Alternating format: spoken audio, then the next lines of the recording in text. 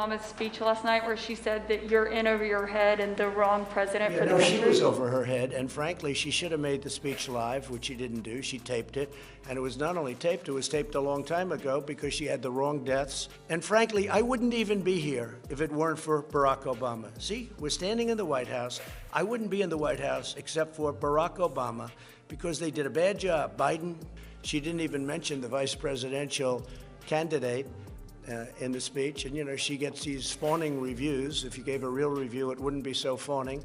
I thought it was a very divisive speech, extremely divisive. It only took one line from Michelle Obama for Donald Trump to implode in broad daylight. She said calmly and clearly that he was in over his head, and in response, Trump went full chaos mode. In classic Trump fashion, he tried to turn the insult around, saying Michelle was the one who was in over her head, but the more he spoke, the clearer it became. He was unraveling. He accused her of recording the speech a long time ago, as if pre-recording is a sin. He nitpicked the death toll she cited, claiming she got it wrong. Never mind that he was the one in charge when those numbers rose. And then came the part that every therapist dreams about, Trump admitting out loud, "I wouldn't even be here if it weren't for Barack Obama." That's not just a passing comment. That's Trump's whole psyche laid bare. He didn't run for president out of some grand vision. He ran because he couldn't stand that a black man was admired more than him. It's like a weird political revenge arc that nobody asked for. He complains Michelle didn't mention Biden, as if her speech was some checklist for his approval, and he moans about how the media gave her fawning reviews. Of course they did, because she speaks in full sentences, tells the truth, and doesn't sound like she's arguing with a waiter over expired coupons. His biggest problem? Michelle didn't even say his name, yet he took it as a direct hit. That's not politics, that's ego bruising. Deep down, Trump knows exactly who Michelle Obama is, a symbol of the dignity, intelligence, and respect he'll never be able to fake, no matter how many gold-plated toilets he installs. And this is just the beginning.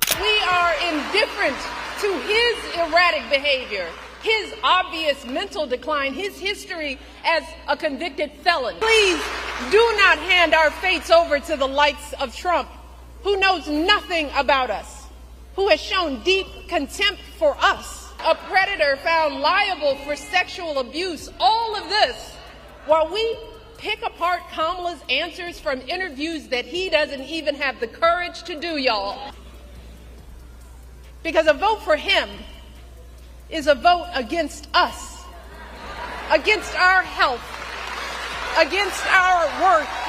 Michelle Obama didn't need to scream. She didn't need to insult. She didn't even need to mention Trump by name. And still, her words cut deeper than any political attack it ever could. She spoke about leadership, about values, about the kind of decency America deserves. But Trump heard it as a personal attack. Why? Because deep down, he knows it's true. She spoke calmly about how erratic behavior, contempt for others, and a lack of basic respect aren't qualities we should accept from anyone, let alone a president. She reminded the country that this man who once called Nazis very fine people, who mocked disabled reporters, who was found liable for sexual abuse, doesn't represent who we are or who we should be. And Trump, while Michelle was on TV making her case like a first lady with a moral compass, he was hunched over his phone typing in all caps like a teen who just lost an Xbox match. She lied. Worst speech ever. The all-caps Twitter rage of a man who cannot stand to be reminded of his own failures. It's no coincidence that Michelle Obama lives rent-free in Trump's mind. She represents the kind of power he can't control. She doesn't need a spray tan or a stadium rally or a made-up crowd size to command attention. People listen to her because she makes sense and because she actually cares. And while Trump spirals at 3 a.m., Michelle sleeps peacefully, knowing that she made her point without ever stooping to his level. That's what terrifies him. That kind of grace, it's lethal, at least to a man built entirely from insecurity.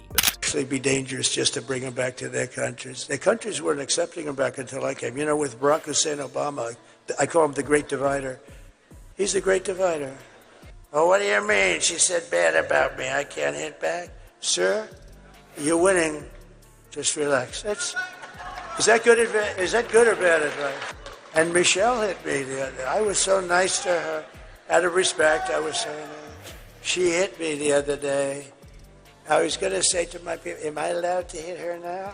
And just when you think Trump couldn't get more absurd, he calls Barack Obama the Great Divider. That's right, the same man who tried to ban Muslims, separated families at the border, and referred to entire countries as S-tholes, thinks Obama was the divisive one. But here's where it gets even messier. Trump starts talking about how Michelle hit him, not physically obviously, but verbally, and then he asks if he's allowed to hit her back. What grown man whines like that in public? She hit me, can I hit her now? This isn't a kindergarten playground, Donnie, it's politics, or at least it used to be, but this isn't just childish, it's revealing. It shows how threatened Trump is by powerful women, especially when they don't back down, when they don't fawn over him, when they don't play his game. Michelle said something true, and instead of responding like a leader, he acted like a reality TV contestant who just got blindsided at tribal council. Notice too how obsessed he is with whether or not he's allowed to fight back, as if being criticized means he has to launch a scorched earth counterattack, as if dignity doesn't exist. And what makes this even more hilarious? Michelle still hasn't said his name. She doesn't need to. He self-destructs all on his own, like a firecracker lit by insecurity, and every time she speaks, she reminds the world of what leadership could look like. That alone is enough to send Trump spiraling into full-on middle school drama mode. But hold on, because in the next clip, he goes even deeper off the rails.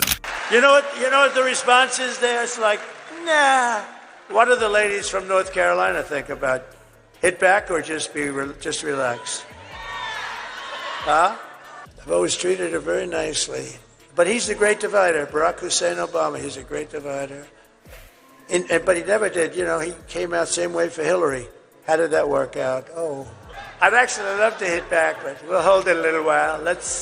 We'll hold it. I'd love to hit back, but oh, no, she took some shots at me the other day. I said, whoa, what have we here? I'd never heard that before. You would think after years in the public eye, Donald Trump would have developed a thicker skin. But if Michelle Obama so much as breathes near a microphone, he's ready to explode. And here we see the full meltdown. He circles back to calling Obama the Great Divider, like a broken record that only plays deflection. He tries to act like he's been nice to Michelle, as if saying that absolves him of the years he spent trying to tear down everything she built. And then once again we hear that bizarre sulking line, I'd love to hit back, but this isn't politics, it's therapy bait. It's a man deeply obsessed with a woman who hasn't mentioned him once. He's flailing for attention, craving validation, and inventing reasons to feel wronged. What's most pathetic about this moment isn't just the whining, it's the projection. Michelle Obama lives her life with calm, clarity, and purpose. Trump lives his in a constant state of grievance. She gives motivational speeches, he rants on social media, she's praised by educators, activists, and global leaders. He's sued by prosecutors and abandoned by his own staff. And then there's the contrast he hates most, Melania. Remember when Melania plagiarized Michelle's speech at the RNC? Word for word, line by line, like a student who copied someone else's homework and hoped the teacher wouldn't notice. It wasn't just the speech, it was the wardrobe, the mannerisms, even the campaign,